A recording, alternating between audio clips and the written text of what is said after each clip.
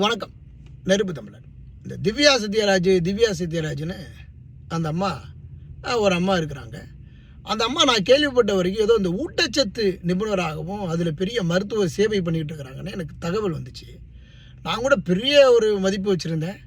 அதில் அவருடைய மகள் தான் பெரிய சாதனையெல்லாம் பண்ணியிருக்கிறாங்க. இந்த ஊட்டச்சத்துக்கள், இந்த போலியோ தடுப்பு இதிலெல்லாம் பெரிய ஒரு மாற்றத்தை பண்ணியிருக்கிறாங்க, சாதனை படிச்சிருக்காங்களே எனக்கு ஒரு தகவல் மொழி கிடச்சிது.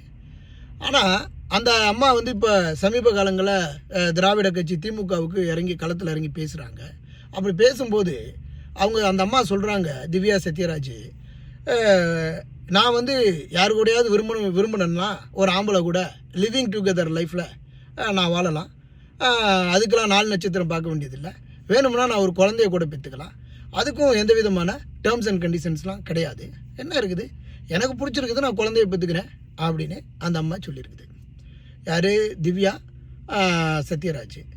ஏம்மா, இதெல்லாம் நீங்கள் ஒரு குடும்பத்தில் பிறந்த பொண்ணாக பேசுகிற பேச்சா அது? இது என்ன, இது குடும்பம் நடத்துகிறீங்களா இல்லை கூட்டு பொரியல் வைக்க போகிறீங்களா? எதுக்குமா? உங்கள் அப்பா இதே மாதிரி நினச்சிருந்தாருன்னா உங்கள் நிலைமை என்ன இருக்கும்? உங்கள் அப்பா இதே மாதிரி நினச்சிருந்தாருன்னா உங்கள் அண்ணனுக்கோ தம்பியோ சிவராஜனுடைய நிலைமை என்ன இருக்கும்?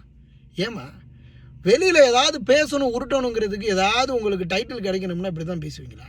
வெத்து விளம்பரத்திற்கு எதுக்கு இந்த பேச்செல்லாம் பேசிகிட்டு இருக்கிறீங்க? அப்போ நீங்கள் கல்யாணம் பண்ணாமல் ஒருத்தவங்க கூட லிவிங் டுகெதரில் இருந்து பிள்ளையை பெற்றுக்கிட்டு வாழலாம், வளர்க்கலாம். அப்படியா? ஏதோ ஆள் வேணும்னா சொல்லுங்கள், ஆள் வேணும்னா சொல்லுங்கள். நம்ம பசங்க நிறைய பேர் இருக்கிறானுங்க, தேவைன்னா சொல்லுங்கள், பார்த்துக்கலாம். அப்படி செய்யலாமா?